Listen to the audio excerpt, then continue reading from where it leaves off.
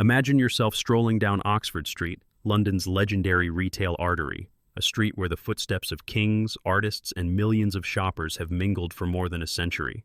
Here, the air is thick with the stories of British heritage and international fashion, and every storefront tells a tale of ambition, creativity, and reinvention.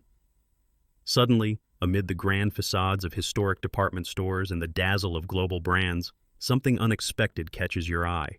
A vibrant, playful new storefront, alive with color and impossibly cute characters. It belongs not to a venerable British institution or a Parisian luxury icon, but to Pop Mart, a Chinese toy company that, until recently, was almost unknown in the West. This is not just a quirky shop among many, it is a seismic signal in global retail, branding, technology, and even in the evolving ways we form emotional connections as consumers. What does this bold move mean, not just for London, but for the future of global business and the way we experience brands in a tech-driven, hyper-connected age? Is this merely another real estate transaction, or are we witnessing the opening scene in a new chapter of economic competition, cultural exchange, and the reinvention of retail itself? The numbers underscore its importance. Just 2 years ago, Oxford Street generated sales exceeding £3 billion, more than one-third of the entire West End's retail might. In the United Kingdom's retail landscape, no other street rivals its global draw. Tourists flock from as far away as China, the United States, and the Middle East, while local Londoners weave Oxford Street into the fabric of their daily lives. It is a place where old meets new, tradition meets innovation, and the stakes are always high. But as history repeatedly shows, cities and industries have a remarkable ability to reinvent themselves. By early 2025, Oxford Street was staging a remarkable comeback. Footfall, the number of people walking the street, climbed by an impressive 18.5% compared to the previous year.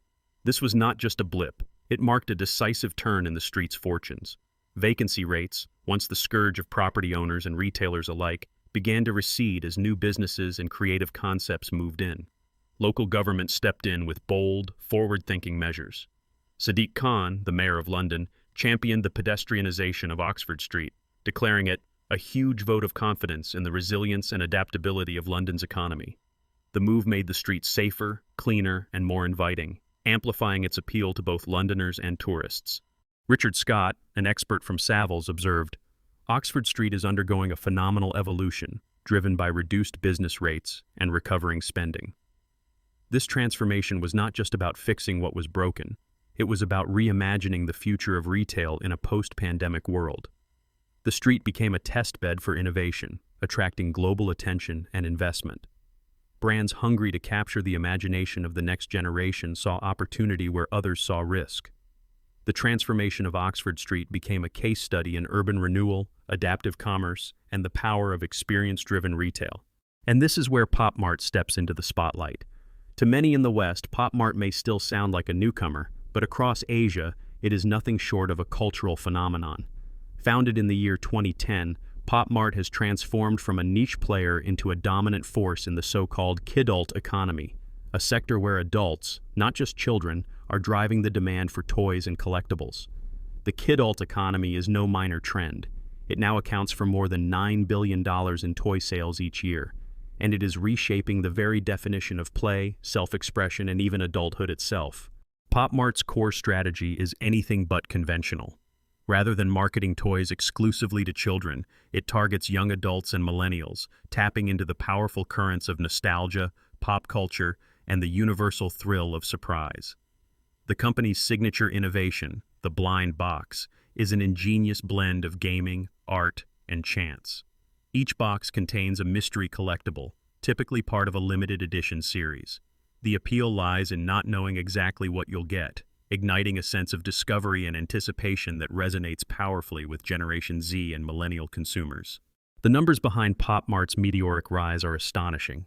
In the first quarter of 2025 alone, the company's revenues in the Americas soared by nearly 900% compared to the previous year, a growth rate rarely seen in any industry.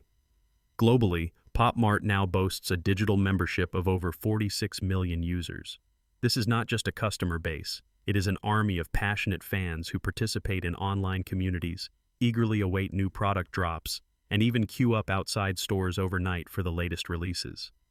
Larry Liu, head of Pop Mart North America, sums it up. Our blind box concept resonates with consumers worldwide because it taps into the thrill of discovery.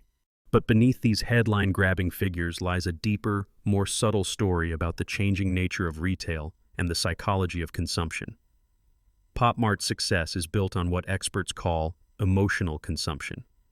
Rather than simply selling a product, Pop Mart sells an experience, a moment of anticipation, the joy of unboxing, and the social capital that comes with owning something rare or exclusive.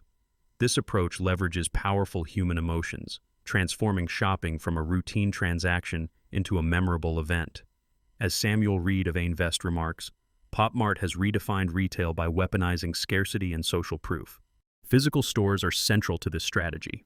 In an era where digital platforms dominate headlines and e-commerce is the assumed future, why would a company known for its online prowess invest over £63 million to secure a flagship brick-and-mortar store? The answer lies in the evolving role of physical space in a digital world. Jason Papp from The Goods explains, brands must see physical store locations as critical media assets, conveying identity and ambition. For Pop Mart, the Oxford Street store is much more than a place to sell toys. It is a living billboard, a magnet for social media, and a stage for community-building events. It is where fans can connect in person, swap collectibles, and share real-life experiences that amplify the brand's global allure. Let's break down what sets Pop Mart's approach apart. First, scarcity. By releasing products in limited runs and making some items exclusive to certain regions or stores, Pop Mart generates a sense of urgency and desirability. Fans know that if they do not act fast, they might miss out forever. This creates not just sales, but the kind of buzz that money cannot buy, a frenzy of online chatter, YouTube unboxings, and Instagram stories that ripple across the globe. But let's look even deeper. Pop Mart's strategy is a masterclass in blending digital engagement with real-world interaction. The company's app is not just a shopping tool, it is a social platform, a place for fans to display their collections, trade items, and participate in time-limited challenges. The result is a feedback loop, where online buzz drives foot traffic and in-store experiences fuel online chatter. This is the new blueprint for retail in the 2020s, a seamless fusion of digital and physical, designed to maximize engagement at every touchpoint. Another risk is Pop Mart's heavy reliance on intellectual property and limited edition drops. While these tactics fuel excitement and exclusivity, they require constant reinvention. If the company fails to secure new licenses or create fresh characters that captivate audiences, the magic could fade. The annals of retail history are filled with brands that soared on hype but struggled to adapt when trends changed. Think of the Beanie Babies craze of the 1990s or the more recent explosion and rapid decline of fidget spinners. Both phenomena burned bright but fizzled just as quickly, leaving collectors and companies alike scrambling to adapt. Pop Mart's global ambitions bring challenges beyond just products and marketing. Expanding into new markets means navigating a labyrinth of different regulatory environments, cultural nuances, and shifting consumer preferences. The company also faces the growing importance of sustainability and ethical sourcing, as modern consumers demand greater transparency and accountability from their favorite brands. Environmental concerns are no longer niche. Issues like plastic waste, supply chain ethics, and responsible sourcing are now front and center in consumers' minds. Pop Mart will need to address these challenges head-on if it hopes to build an enduring global presence. So, what does all this mean for the future of retail, and for you, as an investor, entrepreneur, or simply a curious consumer? Pop Mart's story is a masterclass in the power of emotion and community in the modern economy. Brands that succeed today are those that offer more than a commodity. They provide a sense of belonging, a shared identity, and experiences that are worth talking about. Physical stores, once seen as relics of a bygone era, are being reinvented as critical media assets, a place where the digital and physical worlds collide and where brands can make a lasting impression. This shift is echoed in a recent report from Moonfox Data, which describes Pop Mart's emotional consumption model as the driving force behind its global expansion and record-breaking growth. The insight is simple but profound. In an age of infinite choice, what sets a brand apart is not just what it sells, but how it makes you feel. Pop Mart's Oxford Street flagship is a bold bet on this philosophy, a real-world laboratory for testing whether buzz, exclusivity, and community can sustain long-term success in a rapidly changing market. Let's imagine a best-case scenario. If Oxford Street continues its renaissance with foot traffic rising and business rates remaining attractive, Pop Mart could become an anchor in a new era of London retail. The store might evolve beyond a simple shop, transforming into a destination where fans gather, artists collaborate, and new trends are born. It could host exclusive launches, art exhibitions, and interactive events that draw visitors from across the world, cementing Pop Mart's status as a global tastemaker and cultural hub. Imagine a future where Oxford Street is not just a place to shop, but a vibrant ecosystem of creativity, collaboration, and discovery. Yet the road ahead is far from predictable. The very mechanisms that drive Pop Mart's current success, scarcity, hype, and emotional connection, are inherently unstable. Trends are fickle, and consumer attention is a limited resource. Established giants and agile startups alike are already eyeing the kidult economy, eager to replicate Pop Mart's formula or disrupt it with innovations of their own. The competition is fierce, and the pace of change is relentless. Moreover, the company's reliance on digital communities comes with its own set of challenges. Online fandom can be passionate and loyal, but it can also be volatile and unforgiving. A single misstep, a poorly received product, a licensing dispute, or a backlash over exclusivity can quickly spiral into a public relations crisis.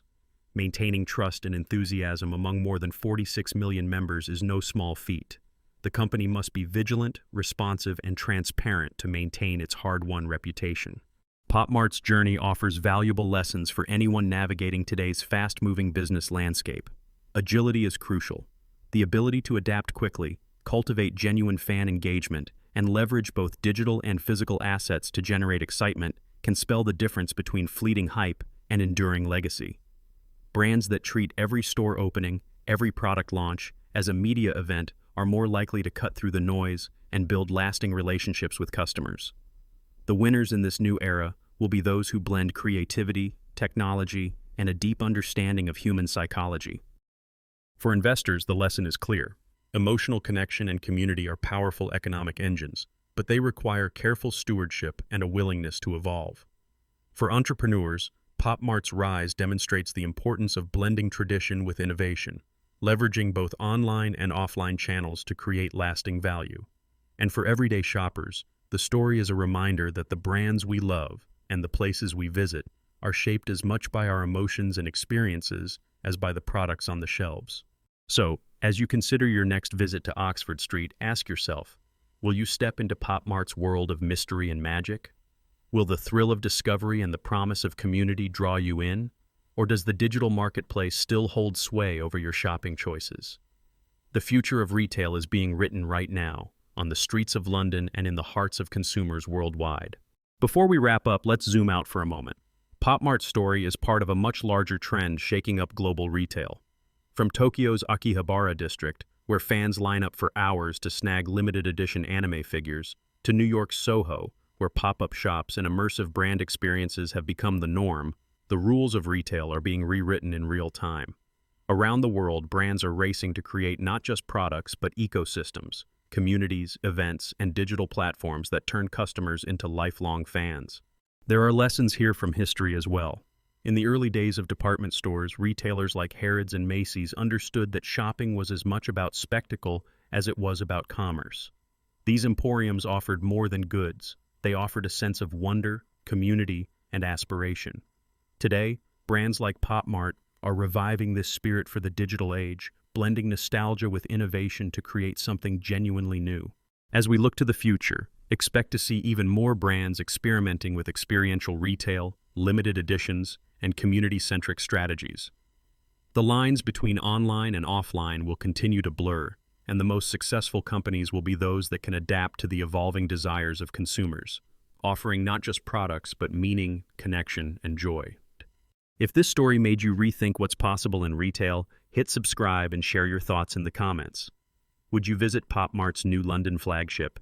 Do you believe experiential retail is here to stay, or is this just another passing trend? Are you a collector, a casual shopper, or simply fascinated by the changing face of global business? For more deep dives into how brands and technology are shaping the global economy, make sure to stay tuned. Until next time, keep seeking the story.